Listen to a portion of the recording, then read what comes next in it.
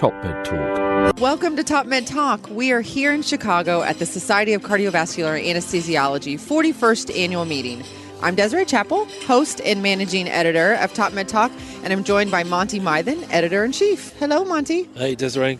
How Great are to be. I'm good. Yeah. We're having a sort of plate fest here at the moment. I think they're building up to having sort of some Greek wedding plate smashing contest. Is that right? That Sol? could be Is fun it, later. Is this traditional at the SCA? This is how we roll. This is how the SCA rolls. All right. Well, so Saul Aronson also joining us. Hello, Saul. How are you? And we're joined by one of our very special guests, Dr. Tjorvi Perry. And you are technically from the department, or you're in the Department of Anesthesia at the University of Minnesota in Minneapolis. Yep. So the topic of your talk tomorrow is actually on burnout and wellness. So This is. Did you have a chance to talk to Sasha? we Chappell? did. Yeah. Yeah. So we're doing this together, and we came up with this idea last year. I said I would do it. I'm representing the burned out physician whose mechanism to deal with things is anger and frustration. Yeah. She said men. Men?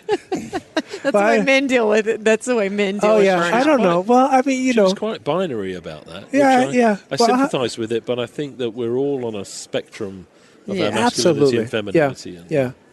And I would agree. If you want to generalize, the male version of a defense mechanism is lashing outward, and the mechanism for women is probably to go inward. Mm-hmm. So I said I would do this, but only if we can sit in chairs and have two ferns on the stage. And I don't know if that's going to happen. That's hilarious. I don't know Are if you that's going to record this too? I don't know. You need to YouTube that one. So I don't sure. know. She's. For those I'm going of to you- follow her lead on this. For those of you listening, there are two ferns right now on the podcast. I mean, I applaud the SCA. Good for them to put this on a platform. Yeah. And, however it goes, so the idea is to have a discussion about what happened to me, what happened to her. And then there's going to be some background information on, what this all means. So I'm hoping for, a good, open, honest discussion. And this is, I have no slides. There was no preparation other than the last 47 years of my life. Yeah. So give us just like a quick little clip of what your experience with this. So my experience with burnout and wellness, and it's hard because I think you lose some people right away when you start using those words. It's too bad because what it means for me is maybe different than what it means for somebody else, and I would hate for people to walk away from this conversation because before we can connect. So if there are other words that people would rather use, that's fine with me. But I dealt with anxiety and depression for a while in my career, and then I put myself in a situation where I left academics, I left the things that I knew from my friends, and I went into private practice, chasing something that, in retrospect, I probably wouldn't have. But with the experience that I had, I'd probably do it again. So I'm somewhere in between. That's insight. Yeah. So, but regardless, that I took over. So it was private practice. It was a very busy. It was a very busy department, and we did a lot of cardiac surgery. And then I took over as the chief of the division. And then it felt like overnight it changed. The patient profile changed from, we were doing bread and butter cabs, 90-minute AVRs, from skin to ICU. I mean, it was good and efficient, and it's what I wanted. But it changed to 25% heart failure surgery. Mm-hmm. And we started putting in VADs and more transplants, and it just got busier and busier, and people got sicker and sicker, and and it wasn't like nothing happened, but I was I was acting in ways that I didn't like, other people certainly didn't like, and it was directed outward, and so my journey. Can I ask a question? Was it Lots of us have been through this sort of thing.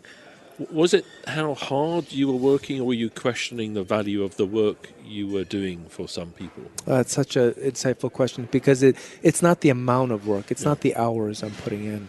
I probably do the same now. But it got into that self-worth. Like, what if I can't do this? I mean, I could see, we were developing guidelines and trying to implement technology, and I could just see these patients coming through that weren't getting the care that they deserved. And I take it too seriously, or maybe I was too close to it.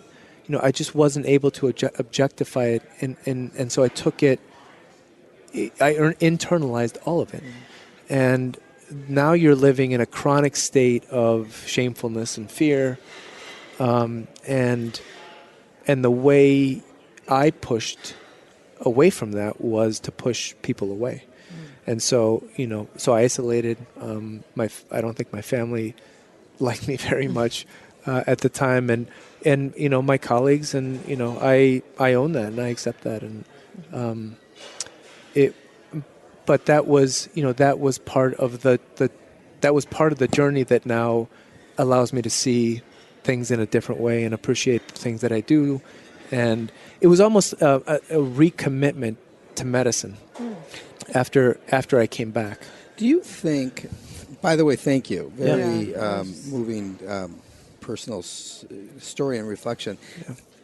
Do you think those of us in the cardiac anesthesia sandbox, that domain, are more susceptible, more vulnerable to that story?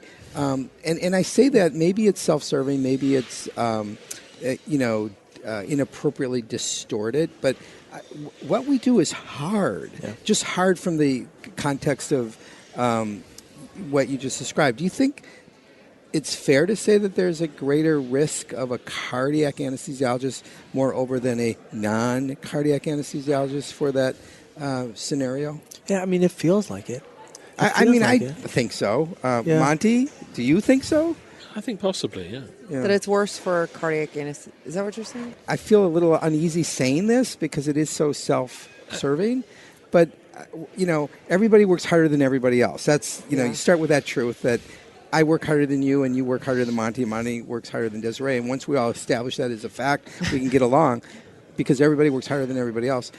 But I do think there's something unique about the space of cardiac anesthesia as it's evolved in the last few years that make it different. I'll throw that out there and welcome comment. Well, yeah, I mean, I think we live in I grew in that sandbox. I grew up in that sandbox. And in that sandbox, it's predominantly men, and it's, as far as I can remember, and it's a lot of surgeons. Well, it's everybody that uses that mechanism that's kind of outward, and so you learn this pretty quickly. You learn how to protect yourself, and you learn how to give it back. And and in Boston, it's you put your armor on and you go to work, and you get dinged, and and then you go back the next day, right? And then you come back the next day. And but it happens so slowly, and you're so committed, right? There's such a sunk cost bias to this whole thing. I think back now to events that happened early on in my medical career, and I like to make up in my head anyway that a normal person, I'm doing air quotes now, would have walked away, would have said, I don't think this is for me.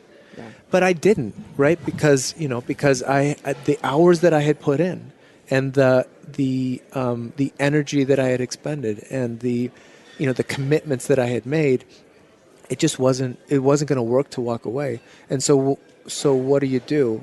What do you do as a 30-something-year-old? Do you put your head down and you keep going, or do you and now it's different. Now I understand techniques that I can use to check in and see what's going on. And so wellness for me has become, it's evolving and it continues to evolve. But for me, it's not people. It's in our language to ask if we're happy. Yeah. And I gotta I'll be perfectly honest. I think I've given up on happiness like a long time ago. I'm not sure. I don't know what it means. I don't know how to answer it. So wellness for me is, can I sit with the things that I'm feeling? So if I'm happy, great, I can sit with that. But if I'm suffering, I can sit with that too. Sometimes I can't. Yeah. Sometimes it's too painful and I have to look away. But that's the wellness piece for me. So I used to think, am I exercising? Am I eating well? Are these all the things that, am I taking care of myself? And for me, exercising was, can I lift more than I lifted yesterday? Or can I ride my bike faster than I rode it yesterday? Or can I run this 5K faster? And that's not self-care. It's fun. It's fine. I'm not saying it's not fine, but it's not self-care. Yeah.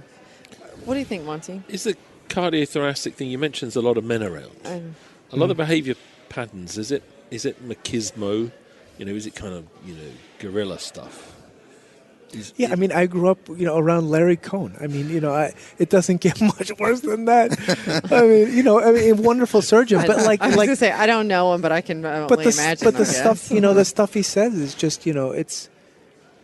But I don't think it's traumatic, But I don't think that it's. It's funny. I hear you. But guys that's talking about this. It's very generational. To be fair, he came from a generation where that was, the way it was. God, Saul, we have that conversation a lot. So my experience is very different. So not from academics.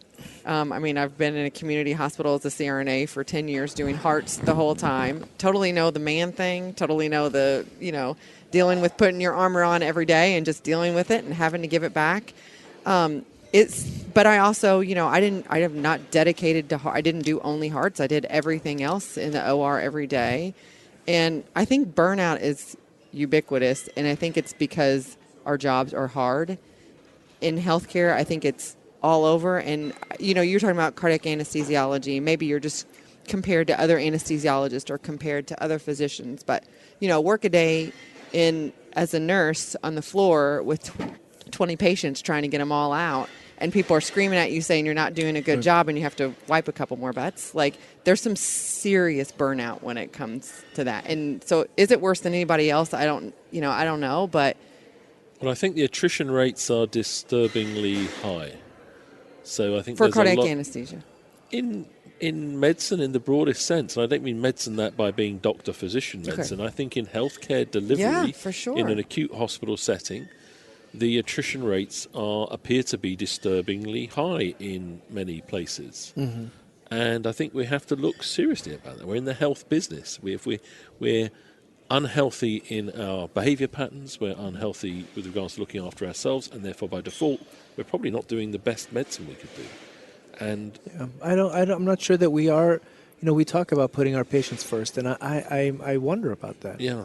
I wonder about that. I wonder if we put our colleagues first, if that would trickle down to the patient. And I'm told that there are institutions that are focusing more on, colleague interaction, and that is part of taking care of the patient. So when I keep talking about it as though I'm 90 or something, but when I started in medicine, he 30 something. Remember exactly. that? 40 something.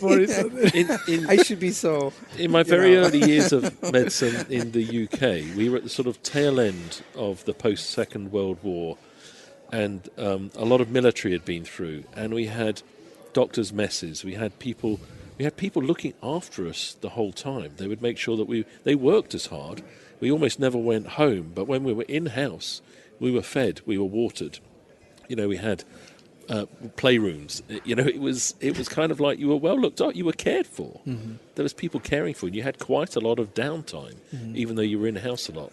Was it better? Was it worse? I don't know. Yeah, it's very interesting. That's a danger going down memory lane. We always But there was seem better than it probably was. But I'm not sure we should go back there. But there were there was a lot of caring about us. I'm sure there was a lot of other issues that were all wrapped around into that. Yeah, all right. Too. That's probably a bad analogy. but that said, they did make sure we get fed and watered, for example, which they don't anymore. So I'll throw this out. Because they're wiping other people's bottoms and taking care and doing all this stuff and doing computer work. Exactly. That said, an unintended consequence of the tools and technologies is that we become less personal. And I do remember those days when we would spend 36 hours, in a building on a shift.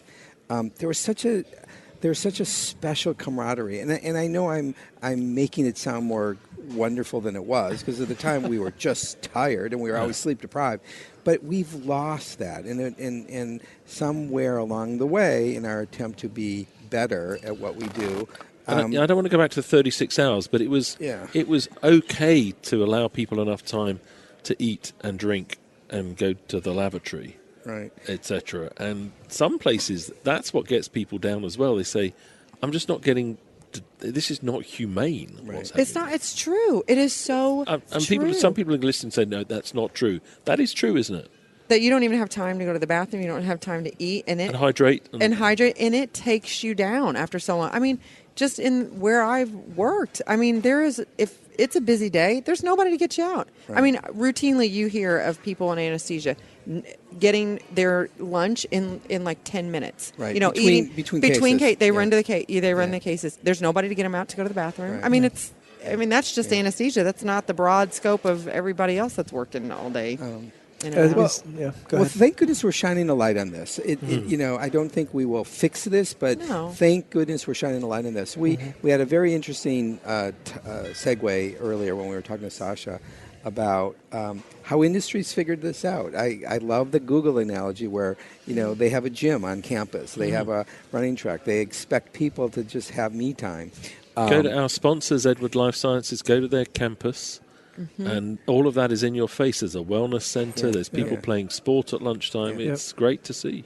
Meditation pods and like stuff like that. I mean, healthcare is a important industry, and we are in need of a facelift. I'll put and let me put a plug in for a connection, because you talked about that just and it won't take a long time, but we're connecting in different ways, I think, than we did. I believe you guys when you talk about that connection, the camaraderie that you have had, and for me, when you have the analogy for me is, when a dog is sad or afraid, they either lash out or they go into themselves, and I think we need to think about when we see that in our colleagues to say something, and because but it can be scary too to deal with somebody who is angry or frustrated, and to deal with somebody who's crying in the corner, But I agree. There's and I can go to social media and these phones that we're using all the time, but there is a human disconnect somewhere, and I wonder what we can do about that too. Yeah. It's an interesting question, and I hope we keep having more conversations about it, because I think it's really important. It's what's going to keep us going. Yeah. Really, and as you said, as technology is coming along the way, we got to figure out how to integrate all of it and make it all work. So, Tjorvi, thank you so much. Yeah. This has been just a phenomenal conversation that I'm so glad that we can sit here and have it with you. I appreciate that. Thank you for sharing. Yeah. Those thoughts. Hopefully we can do it again. Absolutely. And talk about some other cool things, because I know you're into a lot of different things. Sounds good. Come back around to this. Yep. Gentlemen, thank you so much. Thank you. Have a good night. Thank you, Des. TopMedTalk. Thanks for downloading TopMedTalk. Don't forget to subscribe via your podcatcher. Don't forget to check us out on social media. We're on Twitter, Facebook, LinkedIn, and YouTube. And also, don't forget, TopMedTalk is the broadcasting arm of EBPOM, evidence-based perioperative medicine. We'd love you to find out more about that. If you check out ebpom.org, you can find low prices on some of the conferences we're organising around the world. Many of them are virtual and don't even involve you leaving your own home. Check out ebpom.org now.